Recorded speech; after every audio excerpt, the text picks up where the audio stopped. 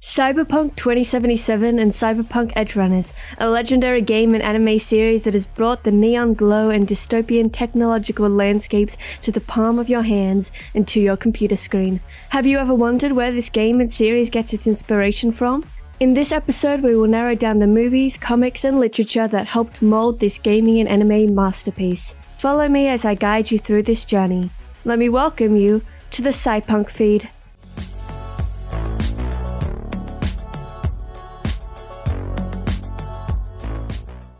Cyberpunk 2077 was developed by CD Projekt Red Studios. It's based on Mike Pondsmith's cyberpunk role-playing game franchise named Cyberpunk 2020 and Cyberpunk Red. Mike Pondsmith started consulting on the project in 2012. He also appears in it as a character in the game. Pondsmith's follow-up to Cyberpunk v 3.0, Cyberpunk Red, also made an impact on the lore. The Cyberpunk 2077 game and anime also drew its influences from the 1982 film Blade Runner. Blade Runner is a 1982 science fiction film directed by Ridley Scott, starring Harrison Ford, Rutger Hauer, Sean Young, and Edward James Olmos. This movie is an adaptation of Philip K. Dick's 1968 novel Do Androids Dream of Electric Sheep? Blade Runner is set in a dystopian future Los Angeles of 2019, in which synthetic humans known as replicants are bioengineered by the powerful Tyrrell Corporation to work at space colonies. When a fugitive group of advanced replicants led by Roy Batty escapes back to Earth, burnt-out cop Rick Deckard reluctantly agrees to hunt them down. The cyberpunk anime classic Ghost in the Shell had also a lot of influence in the making of the Cyberpunk 2077 franchise. Ghost in the Shell is a Japanese cyberpunk media franchise based on the seinen manga series of the same name, written and illustrated by Masamune Shirow. Told the story of the fictional counter-cyber terrorist organization Public Security Section 9, led by protagonist Major Motoko Kusanagi, and is set in mid-21st century Japan. In this post-cyberpunk iteration of a possible future, computer technology has advanced to the point that many members of the public possess cyberbrains, technology that allows them to interface their biological brain with various networks. The level of cyberization varies from simple minimal interfaces to almost complete replacement of the brain with cybernetic parts in cases of severe trauma. This can also be combined with various levels of prosthesis, with a full prosthetic body enabling a person to become a cyborg. The main character of Ghost in the Shell, Major Motoko Kusanagi, is such a cyborg, having had a terrible accident befall her as a child that ultimately required her to use a full-body prosthesis to house her cyberbrain. Video games such as 1994's System Shock also inspired its creation. System Shock is a 1994 first-person action-adventure video game developed by Looking Glass Technologies and published by Origin Systems.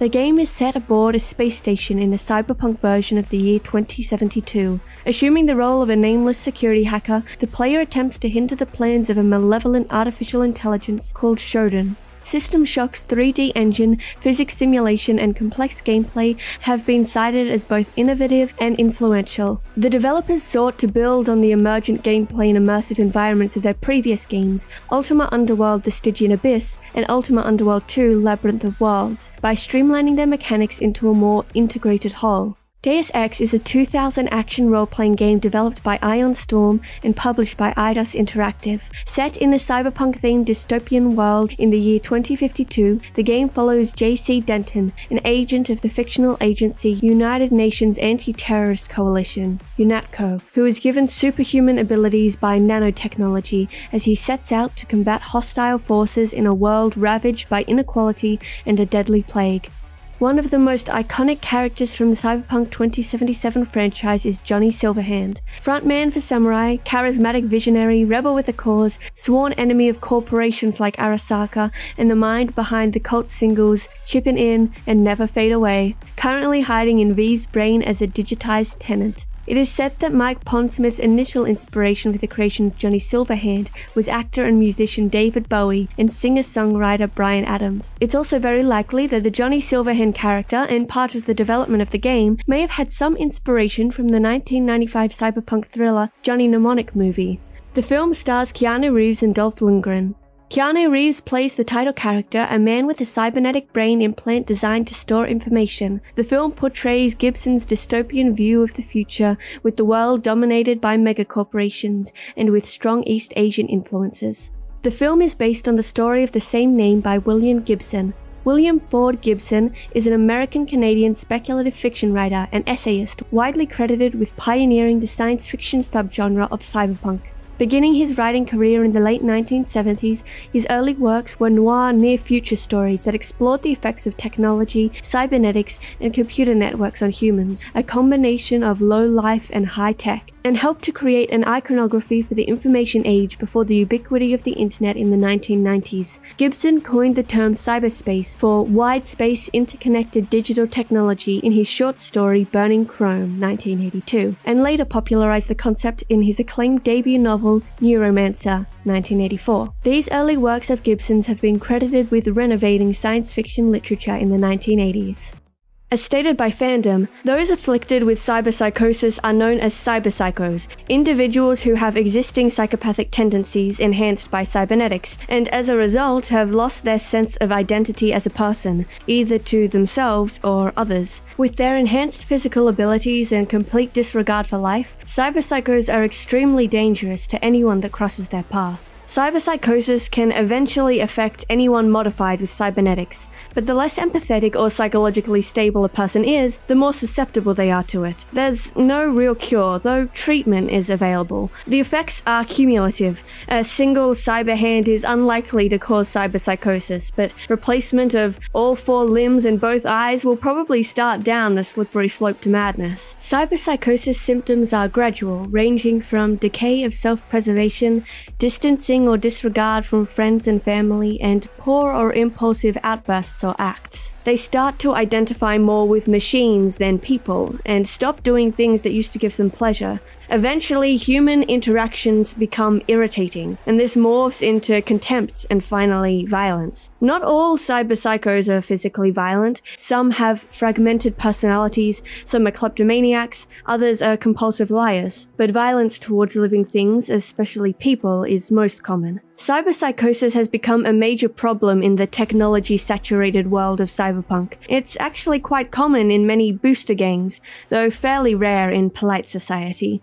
Booster gangs are any gang whose members enhance themselves with cybernetic technology. They are also the most common type of gang. Due to members typically suffering or being near the edge of cyberpsychosis, they tend to be the most violent type of gang. A typical type of booster gang is the Maelstrom gang, which controls the districts of Watson and the Northside Industrial District. Police departments have heavily armed and armored units called Psycho Squads who specialize in subduing or killing cyberpsychos. They are common to most urban police departments, going under names like C-SWAT, PsychDiv, Cyber Enforcement, and MaxTac. They are armed with the best armor, common equipment, and vehicles. Most carry weapons that start at the light cannon range and up. Incidentally, the government and corporations are not going to wait for you to go over the edge. It's quite common for governments or corporations, who are often the de facto government, to track people who are known to install lots of cyberware. This is another reason Ripper docs exist. Not everyone wants to be on a government watch list for cyberpsychosis. By 2077, the occurrence of cyberpsychosis had markedly decreased due to medical and implant advancements, but people still succumbed to it every day. Practically none survived any encounter with police, who usually applied overwhelming firepower to put down the threat, regardless of circumstances, a tactic which resulted in collateral civilian deaths. An expensive drug called baloperidol was a common treatment for individuals believed to be on the verge of cyberpsychosis, but its effectiveness was questionable.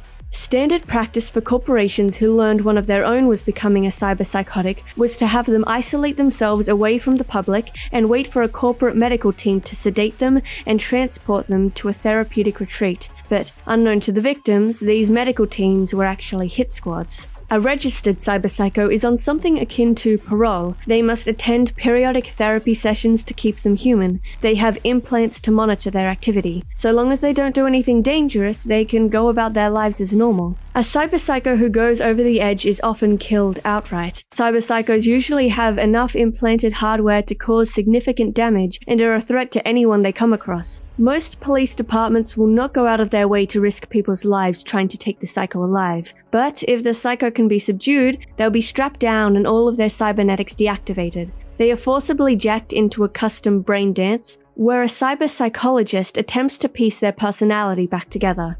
Over weeks or months, the cyberpsycho gradually regains their humanity. They may even eventually become human enough to install cybernetics again, but they're never really the same. Mental damage from cyberpsychosis will change aspects of their personality and follow them their entire lives. Creator Mike Pondsmith shares the aspects of cyberpsychosis within the game and the series, and I quote, "Cyberpsychosis is a disorder that in part depends on the subject's overall internal susceptibility. Just like every person who drinks a lot at parties doesn't end up an alcoholic in the gutter, not everyone who gets loaded up on cyberware is going to automatically go cyberpsycho. You have to have an inherent susceptibility, which, in TRPG, is represented by the player's humanity stat. Humanity is not just a measure of one aspect of personality, but an overall measure of several elements, including the subject's ability to empathize and relate with others, their ability to absorb and rebound from mental and physical stresses, their ability to show compassion and flexibility to others, and whether they're able to balance their worldview through other methods. So, in some ways, I tend to treat cyberware as an addiction, heavy anabolic steroid use being my favorite model. Not everyone who juices ends up crazy mad with roid rage, but those who are more susceptible to the need to take more steroids are more likely to hit a point where they do flip into roid rage. So, what do you love about Cyberpunk 2077? Leave a comment down below and don't forget to subscribe for more theories and info. This is your host. Welcome to the CYBERPUNK feed.